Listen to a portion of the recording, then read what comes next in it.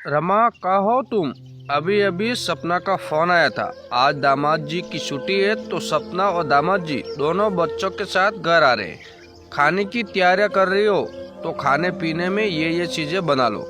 कोकिला ने रमा से रसोई में आकर मटर पनीर, पुलाव, सूखी मेथी, मटर और साथ में गाजर का हलवा भी ये सब चीजें गिनवा दी। एक एक करके उंगलियों पर गिनवा दी। और जाड़े का मौसम है तो रोटी की मिर्ची बना लेना। तुम्हारा हाथ की मिर्ची की रोटी दामाद जी को, सपना को पसंद भी बहुत आती है। लेकिन मम्मी जी, आपको तो पता ही है कि टीना के कल रात से ही बुखार चढ़ा है। मैं अकेला सारा काम कैसे समेट पाऊंगी? वो तो मुझको छोड़ ही नहीं रही थी। मैं तो बहुत जबरदस्ती उसको सुला कर आई हूँ। प्लीज मम्मी जी, आप उन लोगों को आज आने के लिए मना कर दीजिए, फिर और किसी दिन आ जाएंगे। रमा मायूसी से बोली। सपना और दामाद के आने का नाम सुनते ही कोकिला का खाने के व्यंजनों को लेकर फरमान शुरू हो जाता है कि ये सब चीजें बना लो। जबकि सपना उसी शहर में 20-22 किलोमीटर पर ही रहती थी। लेकिन उसके आने का सुनकर ही कोकिला जैसे दीवानी हो जाती और ऐसे खातिरदारी की तैयारियां करवाती कि लोग न जाने कितने दिनों बाद आए हो। जबकि उनका चक्कर महीनों 2 महीने बाद लग ही जाता। रमा को भी बुरा नहीं लगता कि चलो अच्छा, दीदी, जीजाजी और बच्चे के आने से घर में रौनक भी हो जाती और टीना भी उन लोगों के साथ खूब खेलती रहती। लेकिन आज उसके बुखार चढ़ा होने की वजह से रमा का मन बहुत विचलित हो रहा था। बहू, क्या कह रही हो? होश में तो हो ना? टीना की वजह से अपनी बिटिया दामाद को आने से मना कर दूं? आखिर क्या सोचोगे वो लोग? कोकिला तमक्कर बोली। लेकिन मम्मी जी, दीदी कौन बहुत दूर रहती है, फिर किसी और दिन आ जाएगी, इसमें कौन सी बुराई है?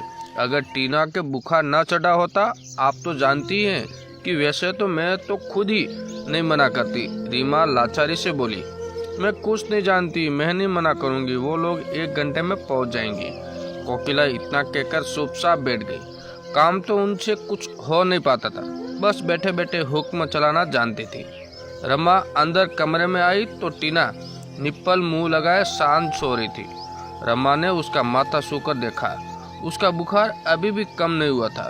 बुखार की तेजी से चेहरा लाल हो रहा था और सर्दी की वजह से सांस भी घट घट करके चल रही थी और बुखार तेज होने के कारण हाँफ भी रही थी। रमा की आंखों में आंसू आ गए। कैसी दीदी? मम्मी जी, पोती का बिल्कुल भी ख्याल नहीं और बेटी दामाद उनके बच्चों के लिए परेशान हो रही है। लेकिन आज चाहे तो कुछ भी हो जाए, वो भले सास की बुरी बन जाए, लेकिन अपनी बच्ची को बुखार में तपता छोड़कर काम तो नहीं करेगी। जाकर एक बार दीदी से बात करके मैं खुद देख लेती हूँ, शायद दीदी मेरी मजबूरी समझे। रमा मन ही मन सोचते हुए बोली। हेलो दीदी। हाँ भाभी, कैसी है आप और कितनी देर में आ रही है? बस भाभी, थोड़ी ही देर में निकलेंगे। और भाभी, टीना का क्या कर रही है? क्या ले आओ टीना के लिए? दीदी, टीना को तो कल रात से बहुत तेज बुखार चढ़ा है। रात भर बुखार की वजह से हांफती रही है। आपके भैया की जरूरी मीटिंग थी, वरना टीना को तो इस हालत में छोड़कर जाने का उनका भी बिल्कुल मन नहीं था। रमा की आवाज से लग रहा था कि वो अब रोई तब रोई। लेकिन भाभी, अभी मम्मी से बात हुई तो उन्होंने तो कुछ नहीं बताया, उल्टे जबरदस्ती घर आने की जिद करने लगे। सपना आश्चर्यचकित होकर बोली। दीदी, मैंने इसलिए फोन किया कि आप लोग आएंगे तो मैं कैसे काम संभालूंगी, और आप अकेले हो तो कोई बात नहीं, जवाई साहब भी साथ में होंगे।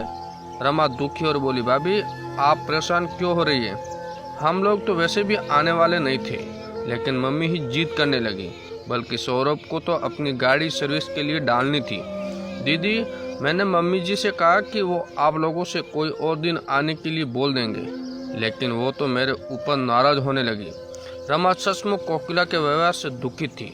भाभी, आप चिंता ना करिए, आप टीना को अच्छे से देखभाल करिए और अच्छे से ध्यान रखिए, क्योंकि आजकल मौसम बदलने की वजह से वायरल बहुत फैला हुआ है। जी दीदी, दवा तो दे दी है, अगर शाम तक ठीक नहीं हुआ तो डॉक्टर के पास दोबारा ले जाएंगे, लेकिन प्लीज आप मम्मी जी को संभाल लीजिए। भाभी, मैं सब कुछ संभालती हूँ, क्योंकि आखिर मैं भी 2 बच्चों की माँ हूँ और अच्छी तरह से जानती हूँ कि जब बच्चे बीमार हो तो माँ का किसी भी काम में मन नहीं लगता। सपना समझदार ननद की तरह बोली। थैंक यू दीदी, मेरी भावनाओं को समझने के लिए। ननंद की समझदारी देखकर रमा की आंखें छलक उठी। भाभी थैंक यू की कोई बात नहीं, मैंने कहा ना कि मैं भी 2 बच्चे की माँ हूँ और आपकी मानसिक स्थिति को बहुत अच्छी तरह से समझ सकती हूँ। आप उसका ध्यान रखिए, फिर आती हूँ उससे कैसे किसी समय मिलने। इतना कहकर सपना ने फोन रख दिया और रमा टीना के माथे पर ठंडे पानी की पट्टी रखने की तैयारियां करने लगी। अरे सपना बेटा, क्यों नहीं आ रहे हैं तुम लोग?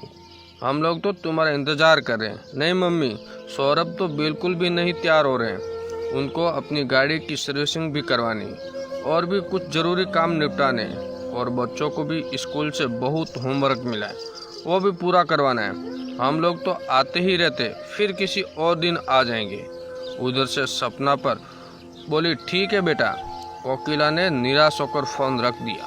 रमा तो मन ही मन ये सोचकर खुश हो गई कि चलो सास ने बहू की भावनाओं को नहीं समझा, लेकिन ननद ने तो भी भाभी की भावनाओं का सम्मान किया और खुद सामने से मना करके रमा को परेशान होने से बचा लिया और वो टीना के माथे पर पानी की पट्टी रखने लगी। लेकिन इसी बीच टीना ने रमा की अंगुली पकड़ ली और रमा उसका चेहरा निहारते हुए पूरी तरह से ममत्व में डूब गई।